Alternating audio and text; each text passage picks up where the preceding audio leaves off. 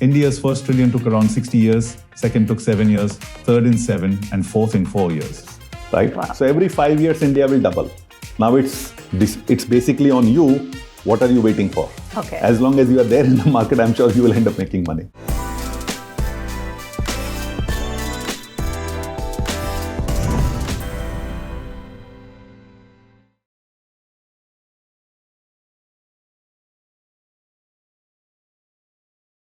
Hello everyone and welcome to MPU Market Pillars Uncovered, where we will be talking about the long-term market and investment philosophy. We'll be getting an insight as to what the road ahead looks like for the equity markets, AIFs, as well as PMS and lots more. Today we are joined by someone who has a lot of wisdom in the equity markets and will be sharing his insights. I'm talking about Mr. Biharilal Deora, who is the director at Abakkus Asset Management. He is also a board member at PMS. CA, CFA, as well as CFP. He is widely respected in the industry and is known for his investment thesis as well as simplifying complex jargon into a manner that is more understandable by the likes of you and me. He's very lovingly and fondly called BD, so I hope I can call you that. And thank you so much for joining us today, because in this episode we want to decode PMS, AIF, the investment thesis, and why not speak to someone who is at the intersection of market and policy, someone like you. So thank you and welcome to the show. And thank you for inviting. I want to just sort of rewind the clock and talk a little bit more about your investment journey, because you are widely respected in the industry and you've had so much experience here. So tell us a little bit more about what drew you to this industry and how you started. So I started way back somewhere in 2003 as a chartered accountant and quickly realized that accounting and finance are two different aspects. Okay. And just because you are a accounting degree holder, you won't get into finance. And that's when I started my CFA journey. Initially practiced for a year, had teaching for CA students, and then quickly joined on the investment side with a company called Adventity, which is now taken over by Sutherland. Primarily started my career into fixed income. So mostly these convertible bonds, high yield, high grade, those kind of, setups. Worked with Fidelity for about 4 years, covered, Asia, Europe, US. Credit Suisse on the bond trading desk. And then again, decided to do something on my own on the family office advisory. By the time I had done my CFP, CIWM, few other qualifications in anticipation that the financial planning and this whole market will bump up in India at some point in time. 5-6 years in the team, Sunil and I obviously knew each other way back, and when he was starting Abakkus, I joined, and that's how I think the journey. And since then, it's mostly money management with AIF, PMS, RIAs, and other things. So long story short, I've tried few different things in life, whether it is teaching, whether it is practice, whether it is fixed income, whether it's equity, and now it's everything else. So, whether it's compliance, risk, business development, sales, and I've realized that eventually it becomes a project management kind of a role, irrespective of where you start. And whatever education you do, whether it's your CA, CFP, CFA, everything comes to your rescue at some point in time. And what a successful journey it's been so far. Can you just walk us through some of the offerings that you guys have at Abakkus Asset Management, and what have been some of the key milestones? Sure. So Abakkus started in 2018. Sunil had a long stint at Nippon, Asset Management. His last stint was CIO, managing almost $11 billion. After 2 decades of experience, he decided to start something on his own. That's how Abakkus came into picture. Initially, we started with AIF. So to sort of position Abakkus, we are a long-only boutique asset management firm. Started with AIF, which is alternative investment funds meant for HNI clients, long-only strategies. Eventually, somewhere post-COVID, we started PMS, again, portfolio management services. Then went on to start RIAs, the investment advisory. And now we manage a full bouquet of funds across India and outside India for our clients. The total assets are roughly about $4 billion in long-only equity. And as the market grows, we'll grow. The good part is we have not raised that much money. We have raised decent amount of money, almost half of it, and the remaining half is kind of more market appreciation. Okay. So we believe in rightly investing. Maybe when it's difficult to kind of raise money, it's a good time to invest, and vice versa. So most of the time when we have raised money, whether it's 2018, whether it is 2020 during COVID or even after, markets were challenging. And that is the right time when you can kind of find these good opportunities, which we have done. 6-7 years have passed by. And few things have stayed with us, over a period of time. One is obviously focus on philosophy. So Sunil himself or the entire team currently reads almost 1,500 odd balance sheets on a regular basis. Wow. Now they don't need to, but they end up doing it because our tagline is believe in the basics. And our name itself, Abakkus, is derived from the fundamental instrument of mathematics. So we believe the fundamentals are what matters eventually. And as long as you follow the process, things will fall your place. There are times like when momentum is at play or when flattish markets are there, we won't do well. But as long as we have kind of made our philosophy clear to clients, things will be okay. So we have a philosophy not to sell our products based on performance, because performance can come and go, but sell the products on philosophy. And as long as our philosophy is right, eventually we'll end up make money. The team size has grown from almost 2 people, back when we started, to almost about 110 people. Multiple licenses, multiple office, 6-7 cities. Things touch wood are decent right now, and we hope we can do well for investor. And if we do well for investor, I'm sure things will be good for us anyway. Absolutely. And you talk about this philosophy, sticking to the basics. Would you say that is perhaps part of your secret sauce? What is it that's working for Abakkus that has made you grow and now $4 billion? I think when we started, all of us sat together in a room and trying to find out all the mistakes which you've done in life. Okay. The idea is to jot down all the mistakes, and the idea is not to say that you won't do mistakes again, but the idea is to say you won't repeat the old mistakes, right? And as long as you can kind of, discipline yourself to manage those things, I think things can and will fall in your way. And our philosophy is very simple. One, we manifest in ourselves that we are alpha generators. People are going to give us money to manage and generate alpha, not to kind of run the index, right? So to that extent, we are not benchmark hugging. All our strategies will be benchmark agnostic, right? They have identified us to basically pick up stocks, which means we have to do some work. We can't simply go and over and under allocate a particular sector or index and just go from there, right? And that's usually the case with a lot of funds, if you find, because they are constrained by the whole style. The second aspect is, we don't understand quants, we don't understand technicals, we don't understand momentum, right? So anything else which you say apart from fundamentals, we don't know, right? The only thing we understand is India, the only thing we understand is long, right? Okay. And to that extent, our belief is saying that, look, if the fundamentals earnings are growing, things will grow. And you look at historical numbers, India last maybe 20 years would have given you 14-15% return. The earning also is in the range of 14-15% return. Sometimes markets will preempt earnings and, sometimes they will follow.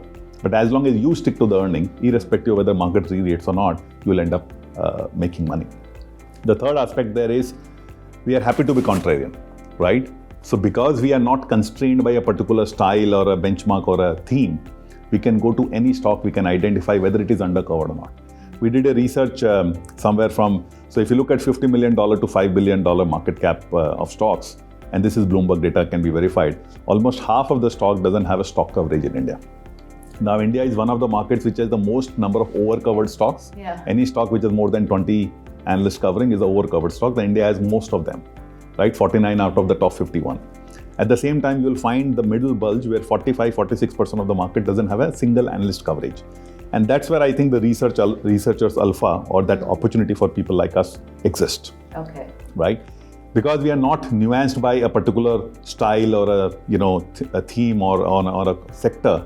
It's easier for us to kind of, evaluate each opportunity on an individual merit, right? So for example, for us, the question is not, okay, energy is X sector and X percentage, and based on that, this company has to be 5%. Standalone a particular company, whether it matters or not, that's what matters. And last thing, what is the price we are paying? Right? We are very, very value conscious. Yeah. For us, buy at any price, the BAP stock doesn't work. For us, what works is that if earnings are growing, if fundamentals are there, and if it's value oriented, we will go ahead and kind of, go ahead and buy it. And we have followed that philosophy for a long period of time. And trust me, if you are disciplined enough, it's boring. You will end up seeing that a lot of other stocks are going up. But the boring is making you the money. Boring is making us money, exactly.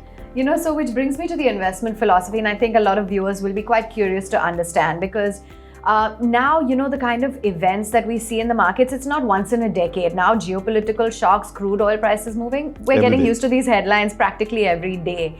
So in light of the headlines that we're seeing, in light of the news flow, where do Indian markets stand, and what is your outlook over the next 5 years? So look at a little bit of history. Last 40 years of Indian markets history, almost 27-28 years Indian markets at all-time high. Last 10 years, which is a short history, 9 years Indian markets were all-time high, barring the last year when things were changed. Now, if you are a market which is growing at about 7-8% on a real basis, 4-5% inflation, so you're looking at 12-13% on a nominal basis. Anything which grows 12% nominal, it's going to double up in 5 years. And if you believe that stock market will reflect the GDP growth eventually, then every 5 years your market is going to double irrespective of whether you do or not, right? Yeah. Now, and this is historical data, in India, even if you can kind of close your eyes and select any fund out there and you keep it for 10 years, unless the manager has really done well, you would have eventually made 10-12%. So the worst fund can also make you 10-12%. Index will always make you 12 to 15%. And with a good manager, you can make even better. So I think India is a market where you don't need to worry because it's already started the momentum. Okay. The Indian economy has a momentum, right? We have an internal philosophy that India grows despite the government because of the entrepreneurs. And as long as it is growing, with the right government, it will grow faster. Okay. With the not so right government, it will grow a little bit slower, but it will eventually double. And you are seeing those numbers, right? India's first trillion took around 60 years, second took 7 years, third in 7, and fourth in 4 years. Right? Wow. So every 5 years, India will double. Now it's basically on you. What are you waiting for? Okay. As long as you are there in the market, I'm sure you will end up making money. So if you're saying what are you waiting for, then let's get straight to it. You spoke about the contra strategy that you have. So what's looking promising? If you could nail it down to top 3 sectors that you would identify for the India story that investors really need to watch out for, what would the list look like? See, it's difficult in a market like India to pinpoint exact sectors. The reason being, every sector Don't which you see... skirt the question. No, I'm answering that question. I'm joking. Every sector which you see, and you compare it with maybe a China or a US, we are 1/20th, 1/50th of the size of the markets, right? Whether it is shoes, whether it is air condition, whether it's vehicle, except the mobile phones or maybe places like that where we have extra kind of penetration. Most sectors we are under-penetrated, right? So look at the scope. Life insurance, we might be 2-3%. Asset management industry, we might be 3-4%. Shoes market, we are barely there. Shirt markets, we are barely there. So every market, if you do things right, things can grow. And cell phone is a classic example, right? Back in 98, 2000, prices were high, incoming calls were chargeable. 20 years later, almost everybody has a cell phone. Yeah. Right? Now you can argue saying that, okay, why the Amazons of the world, the Flipkarts of the world are now growing well? Because they have that ecosystem. 20 years ago, when Ready for maybe India Times launched, they didn't have the ecosystem of payment, they didn't have the ecosystem of internet, and they failed, right? And that paved the way. So the environment right now is so conducive that for anyone to start a business, it's way more easy to get credit, to get consumers, to do marketing over social media and otherwise. We believe financials is one sector. Again, financials is about 20-30% of the weightage in the index. Without financials, India won't be able to grow, right? Financial is something which is needed. Second is your capital goods or infrastructure, which is where I think most things, and you can see the number of highways or number of roads, number of bridges. Bombay is like under construction perpetually anyway. But that's something which is happening. And you will find almost 20-21 cities doing metro constructions, right? Now the benefits of those will be viewed maybe 10 years later, right? In hindsight, it's not very visible right now, but things will kind of eventually kick up from there. So I think financials is one sector where we are very, very positive. We don't have a style to go a sector over it, under it, but we think India being India, the digital economy, what we don't have in physical infrastructure, unlike US, is made up with the digital infrastructure. Okay. So all the players in digital, and again, they have to make profit and they have to be reasonable for us to buy. But eventually, I think that is where the economy is going. So anywhere, wherever we have trends, right? So look at businesses which can continue for 20 years, 30 years. Do you think the coverage of health will grow? Do you think the coverage of hospitals will grow? Do you think our life expectancy grow? Anything which is lifestyle related, anything which is disposable income related eventually is going to grow, right? The wealth effect is kicking off in India, and the industries which are benefiting are kind of evident from there. Okay. So if I were to narrow it down, financials, infrastructure, digital infrastructure, and capital goods is broadly. That's broadly my personal opinion would say that these are good. Okay. And now it comes to what the outlook is when it comes to the large cap versus the mid caps and SMEs. Do you think that you were talking about so many stocks which I shockingly found out that you said are not even covered and that have gone on to do very well. So would the focus be on the large caps where you're getting your quality, or would you also venture in mid?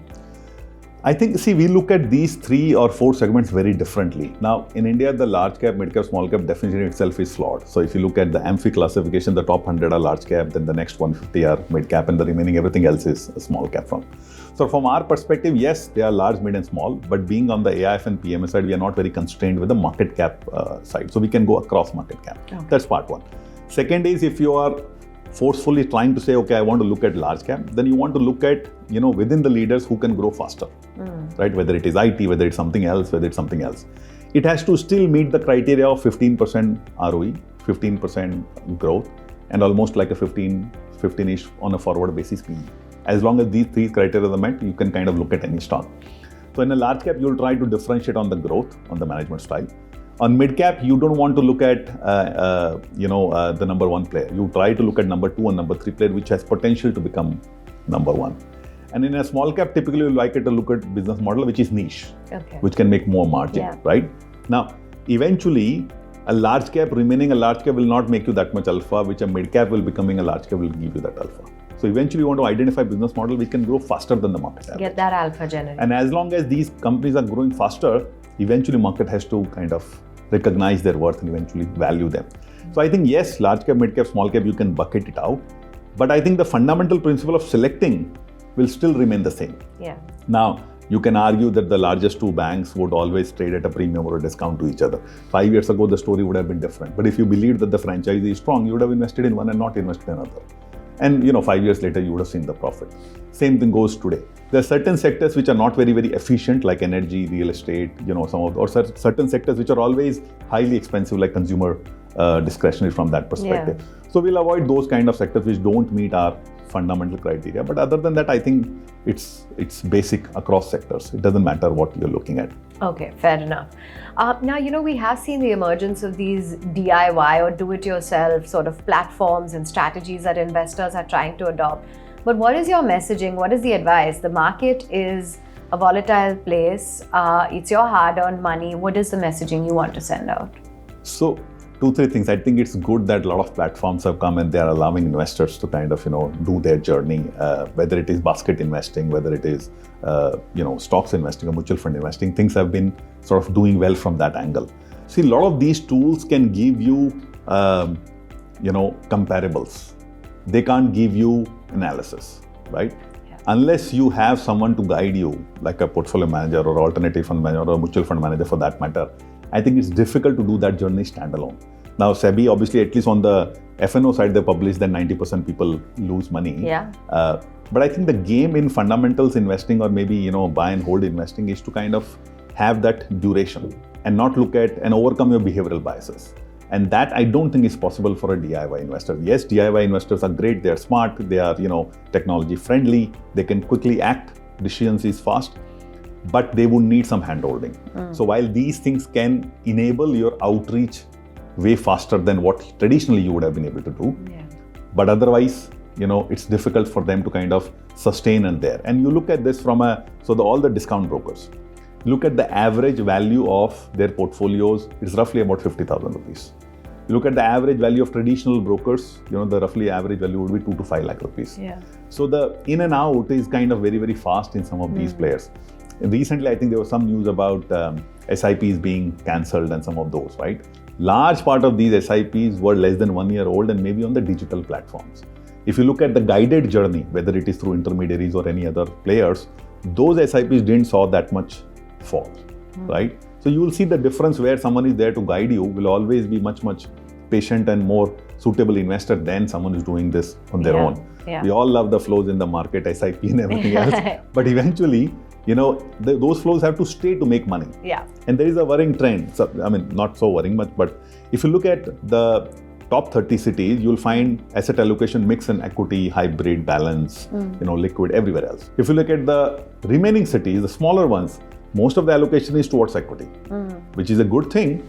But eventually, if they don't make up money, the experience goes for a toss. And if the experience goes for a toss, they're never going to come back. Yeah. Right? So I think it's in our interest to educate them, saying that equity is for long term. They should look at it at, more like a business and, more like a partnership model over 5 to 7 years before looking at the returns. If they want to look at returns on everyday basis, that's not going to work from that angle. So DIY is good, but I think it's long time before it sustains. Yeah. Absolutely. And, which brings me to the question that I'm sure a lot of people now have realized the lucrative value of the stock markets. We've seen so many new retail investors since COVID.